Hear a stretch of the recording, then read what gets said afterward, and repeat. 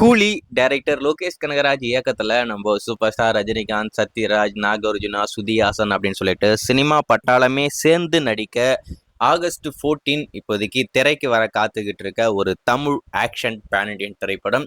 ஒரு உலக அளவில் ஒரு மிகப்பெரிய எதிர்பார்ப்புல இந்த படம் இப்போதைக்கு இருக்கேன்.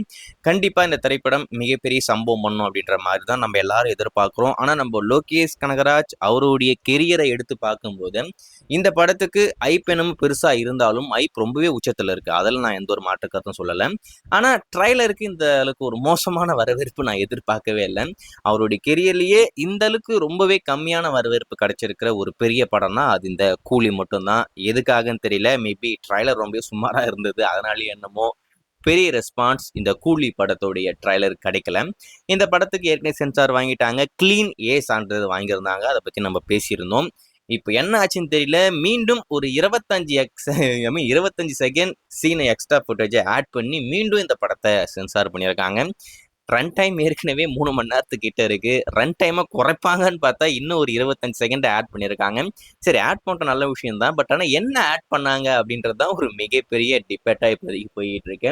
ஏற்கனவே இந்த படம் எல்சியூ அப்படின்ற மாதிரி ஆரம்பத்துலேருந்தே நம்ம சொல்லிக்கிட்டு இருந்தோம். ஆனால் அதுக்கு அடுத்து இல்லை அப்படின்ற மாதிரிலாம் சொன்னாங்க.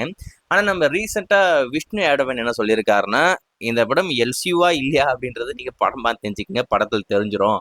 ஆனால் நான் அதை பற்றி இது சொல்ல விரும்பலை. அப்போ எல்சி இல்ல. நான் அப்படி சொல்லலையே அப்படின்ற மாதிரி ஏதோ சொல்லிட்டு போயிட்டாப்ல. ஸோ இதெல்லாம் வச்சு லிங்க் பண்ணி பார்க்கும்போது ஒருவேளை இருக்குமோ அப்படின்ற மாதிரி தோணுது. ஸோ எந்த அளவுக்கு உண்மைன்னு தெரியல. நம்மளுடைய கற்பனை அப்படிலாம் போய்கிட்டு இருக்கு. ஒருவேளை இந்த திரைப்படமும் எல்சியூக்குள்ள வந்துச்சுன்னா எப்படி இருக்கும்?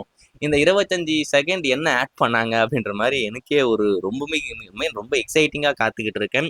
ஸோ வெயிட் பண்ணி பார்ப்போம். புக்கிங்கை பொறுத்த வரைக்கும் ஆகஸ்ட் 8ஆம் தேதி ஓப்பன் பண்ண போறாங்க. தமிழ்நாடை பொறுத்த வரைக்கும் எப்பயும் போல தான் 9 மணி ஷோ. கேரளாவில் 6 மணிக்கு அப்படின்ற மாதிரி சொல்லியிருக்காங்க. தெலுங்கானா, ஆந்திராலையும் 5 மணி இல்லை 6 மணி கன்ஃபார்மாக போட்டுருவாங்க. ஸோ டெஃபினட்டாக வேற லெவலில் ஒரு புக்கிங் ஓப்பனிங் இருக்கும். அதில் மட்டும் எந்த ஒரு மாற்றமே இல்லை. வெயிட் பண்ணி பார்ப்போம்.